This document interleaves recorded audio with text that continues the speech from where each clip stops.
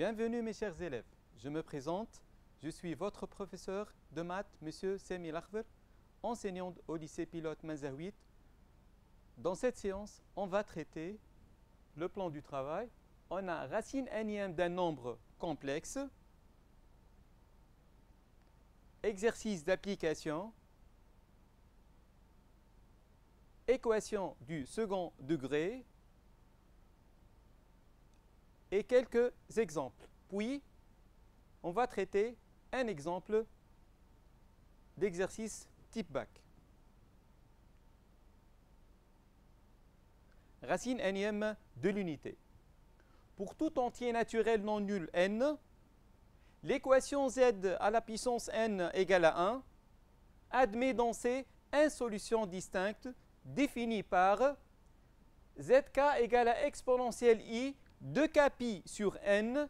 L'entier k appartient à l'ensemble 0,1 jusqu'à n-1. Les solutions de l'équation z à la puissance n égale à 1 sont appelées les racines énièmes de l'unité.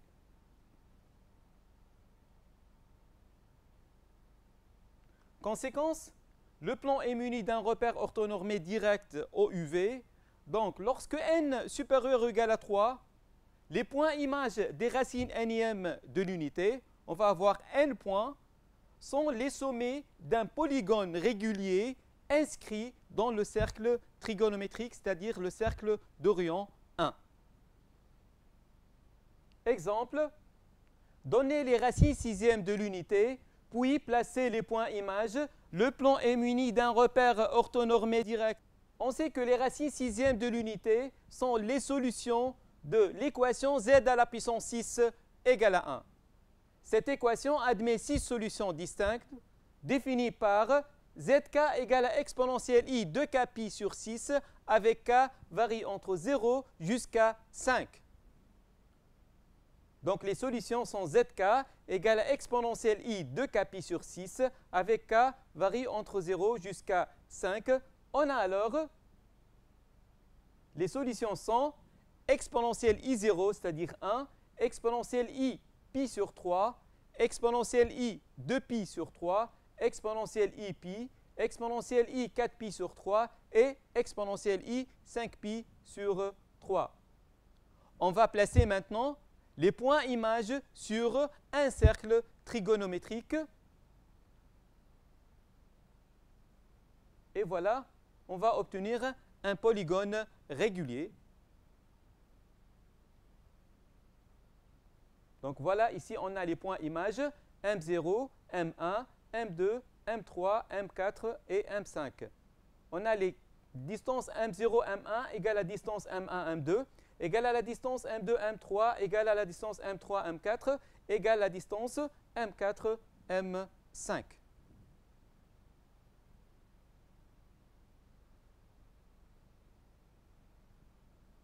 Deuxième application, on pose j égale à moins 1 plus i racine carrée de 3 le tout sur 2. Vérifiez que j est une racine cubique de l'unité, c'est-à-dire il faut démontrer que j au cube égale à 1. Vérifiez les égalités suivantes, j au carré égale à j bar, c'est-à-dire le conjugué de j.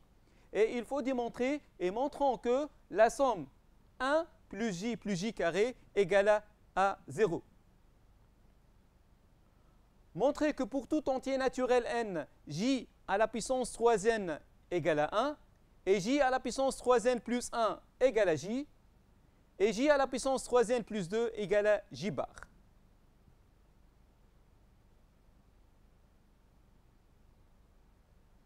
Première question. On sait que module de j, c'est module de moins 1,5 plus i racine carrée de 3 sur 2, c'est-à-dire égal à racine carrée de la partie réelle au carré plus la partie imaginaire au carré, nous donne 1. Donc module de j égale à 1. On cherche maintenant un argument de j. On a ici cosinus θ égale à la partie réelle sur module égale à moins 1,5. Et sinus θ égale à racine carrée de 3 sur 2.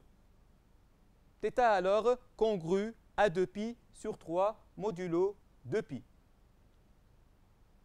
Donc, l'écriture exponentielle de j est j égale exponentielle i 2pi sur 3. On a alors j à la puissance 3 égale exponentielle i 2pi sur 3. Le tout à la puissance 3 nous donne exponentielle i 2pi. Et on sait que 2pi congrue à 0 modulo 2pi. Alors, exponentielle i 2pi égale à exponentielle i0 égale à 1. Donc, j au cube égale à 1. Par suite, j est une racine cubique parmi les 3 racines cubiques de l'unité. Donc, j au cube égale à 1. Conclusion, j est une racine cubique de l'unité. Deuxième question, vérifiez que j au carré égale à le conjugué de j et que la somme 1 plus j carré égale à 0. On sait que j égale exponentielle i 2pi sur 3. Donc j au carré égale à exponentielle i 2pi sur 3, le tout à la puissance 2, nous donne exponentielle i 4pi sur 3.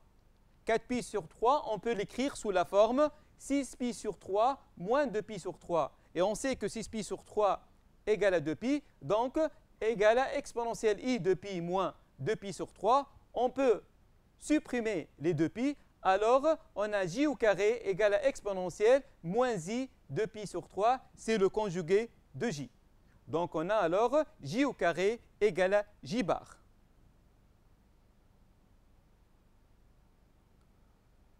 On cherche maintenant la somme 1 plus j carré. On sait que j au carré égale à le conjugué de j, donc 1 plus j carré égale à 1 plus j bar. Et on sait que z plus z bar, c'est 2 fois réel de z. Et on a le réel de j égale à moins 1 demi. Donc 1 plus j bar égale à 1 plus 2 réel de j égale à 1 plus 2 fois moins 1 demi nous donne 1 moins 1 nous donne 0. Donc on peut conclure que la somme 1 plus j carré égale à 0.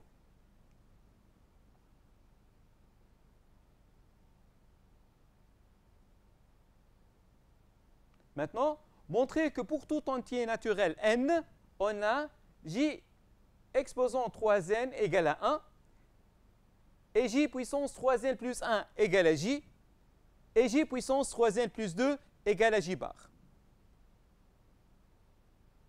On sait que j au cube égale à 1. Alors pour tout entier n, j au cube à la puissance n égale à 1 à la puissance n. Donc j à la puissance 3n nous donne 1 pour tout entier naturel n.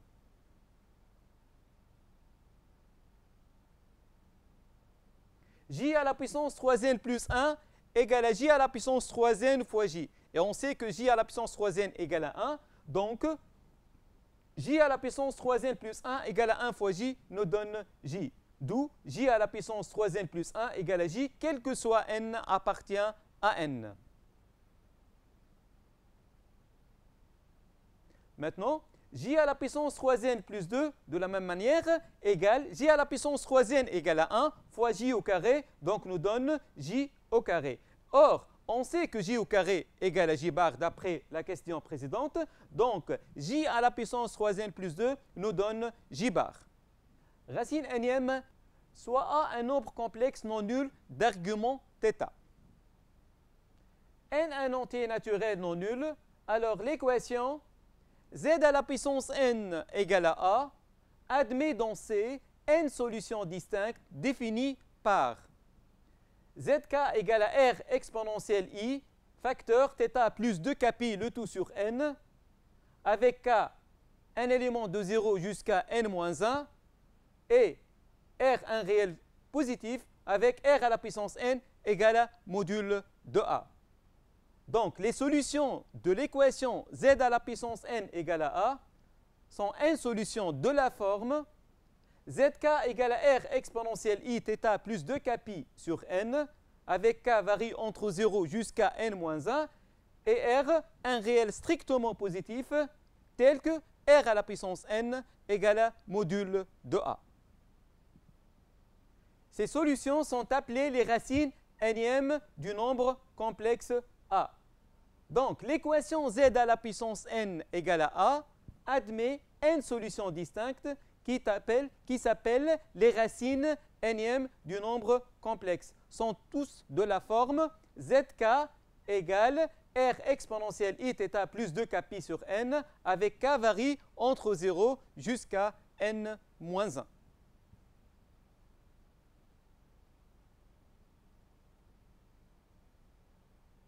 Une application: déterminer les racines cinquièmes du nombre complexe a égale à 16 facteur racine carrée de 3 plus i. Donc c'est un nombre complexe non nul. Il suffit de calculer le module de a et un argument de a pour trouver les racines cinquièmes de a. Les racines cinquièmes du nombre complexe a égale à 16 facteur racine de 3, racine carrée de 3 plus i sont les solutions de l'équation z à la puissance 5 égale à 16 facteur de racine carrée de 3 plus i. Donc il faut déterminer le module de a et un argument de a. Donc module de 16 facteur racine carrée de 3 plus i égale à 32. C'est la partie racine carrée de la partie réelle au carré plus la partie imaginaire au carré. On va trouver 32, qu'on peut l'écrire 2 à la puissance 5.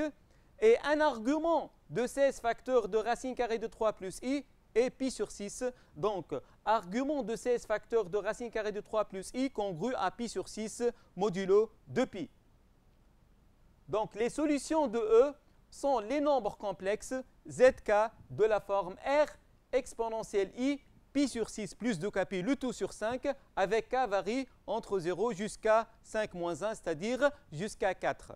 Donc, avec r à la puissance 5 égale à module de a égale à 32, et on sait que 32 s'écrit de la forme 2 à la puissance 5, donc r égale à 2.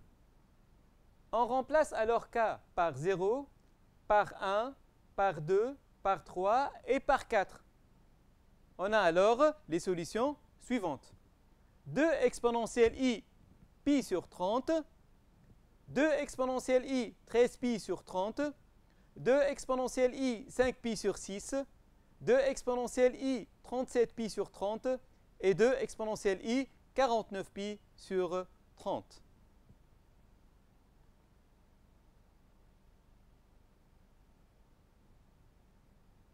Racine carrée d'un nombre complexe. On appelle racine carrée dans C de z égale à grand A plus i grand B tout nombre complexe qui s'écrit de la forme x plus y avec xy de réel, tel que z au carré égale à grand Z. Voilà un exemple. Trouver les racines carrées de 2i. Donc, pour trouver les racines carrées de 2i, il faut résoudre l'équation z au carré égale à 2i.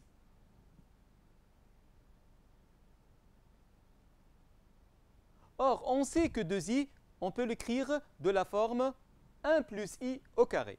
Donc, on a alors l'équation z au carré égale à 2i, équivaut à dire que z au carré égale à 1 plus i au carré. Donc, z égale à 1 plus i ou z égale à moins 1 moins i.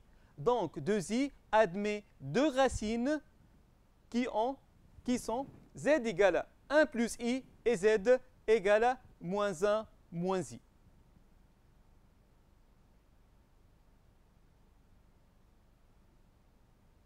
Conclusion, les racines carrées de 2i sont 1 plus i et moins 1 moins i. Deuxième exemple, trouver les racines carrées de 3 plus 4i. On cherche alors le nombre complexe z égale x plus y avec x et y sont deux réels tels que z au carré égale à 3 plus 4i. On a alors z au carré, c'est-à-dire x plus y au carré égale x au carré moins y au carré plus 2i xy égale à 3 plus 4i et module de z au carré égale à x au carré plus y au carré égale module de 3 plus 4i, c'est-à-dire racine carrée de 3 au carré plus 4 au carré égale à 5. On remarque ici que la partie réelle de x plus y au carré, c'est égal à 3 ou égal à x carré moins y au carré, et la partie imaginaire de x plus y au carré égale à 4, égale à encore 2xy. On va avoir ici le couple xy est donc solution du système x carré moins y carré égale à 3, c'est la partie réelle de 3 plus 4i. 2xy égale à 4, la partie imaginaire de 3 plus 4i. Et x carré plus y carré, c'est le module de 3 plus 4i. Donc c'est simple de résoudre ce système. Donc on va avoir le couple de solutions xy égale à 2, 1 et xy égale à moins 2, moins 1.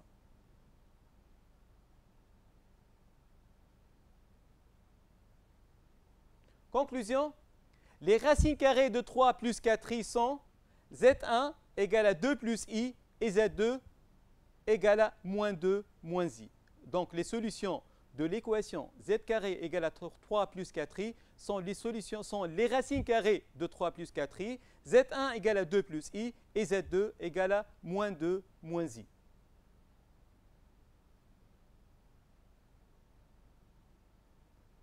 Donc dans le cas général, tout nombre complexe non nul z égale à grand A plus i grand B avec grand A et B deux réels admet deux racines carrées complexes opposées. On les obtient en résolvant dans R le système x carré moins y carré égale à a, x carré plus y carré égale à racine de a carré plus b carré, 2xy égale à b. Équation du second degré. Soit A, B et C, trois nombres complexes tels que A non nul.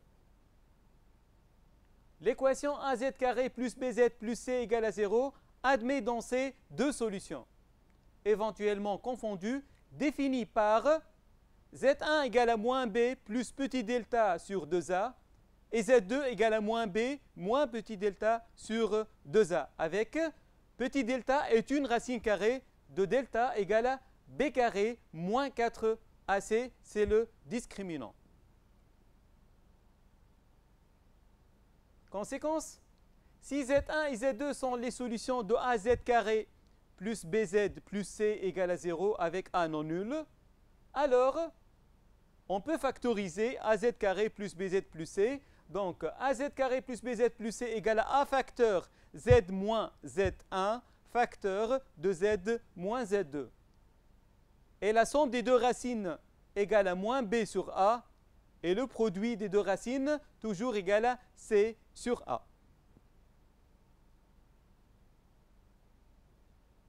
À une application, résoudre dans C l'équation Z carré moins 1 plus I Z plus I égale à 0.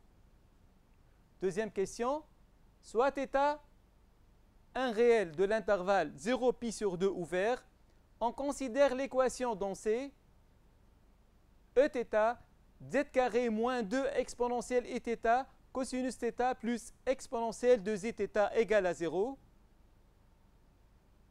Question petit a, vérifier que 1 est une solution de Eθ.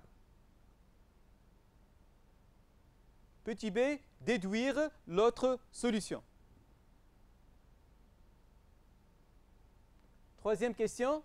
Le plan complexe étant rapporté à un repère orthonormé direct au UV, on désigne par A et B les points d'affixe respectifs 1 et exponentielle de zθ.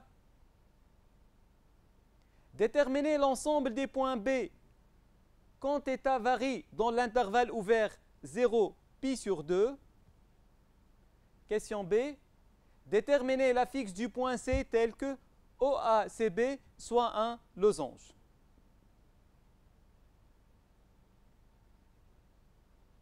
Déterminer le réel θ pour que la mesure de l'aire du losange OACB soit égale à 1,5.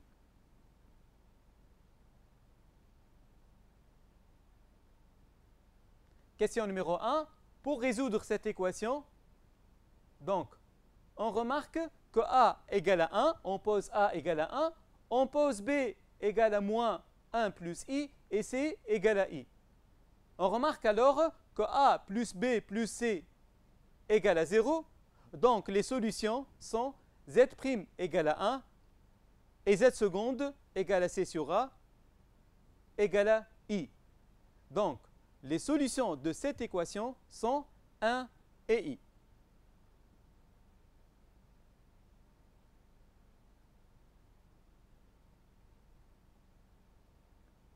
Deuxième question, vérifiez que 1 est une solution de Eθ. Donc il suffit de remplacer z par 1 et il faut trouver un 0. Donc, vérifions que 1 est une solution de Eθ. On a alors 1 au carré, on va remplacer z par 1. Donc 1 au carré moins 2 exponentielle Eθ cosinus θ fois 1 plus exponentielle 2i θ.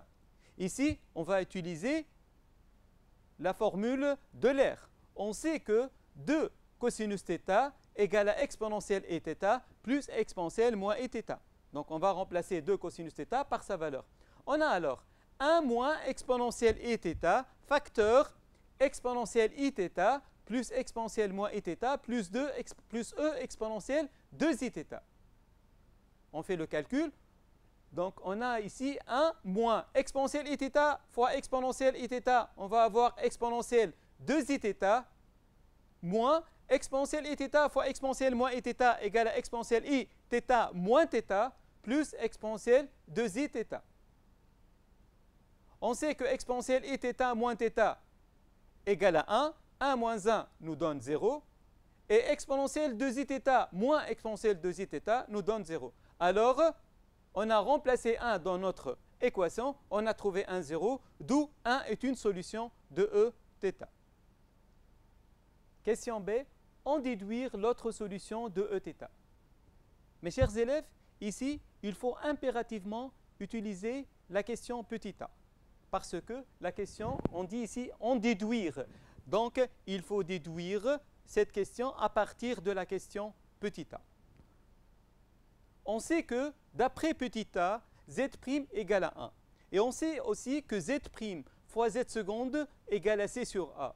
Donc z seconde égale à c sur a égale 2 égale à e exponentielle 2iθ sur 1 égale à exponentielle 2iθ. Donc l'autre solution de Eθ est exponentielle 2iθ. Donc les solutions ici sont 1 et exponentielle 2iθ.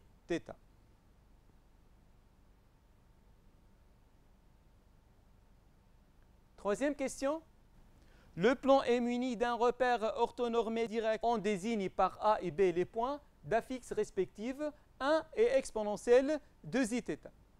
Déterminez l'ensemble des points B quand θ varie sur l'intervalle ouvert 0, pi sur 2.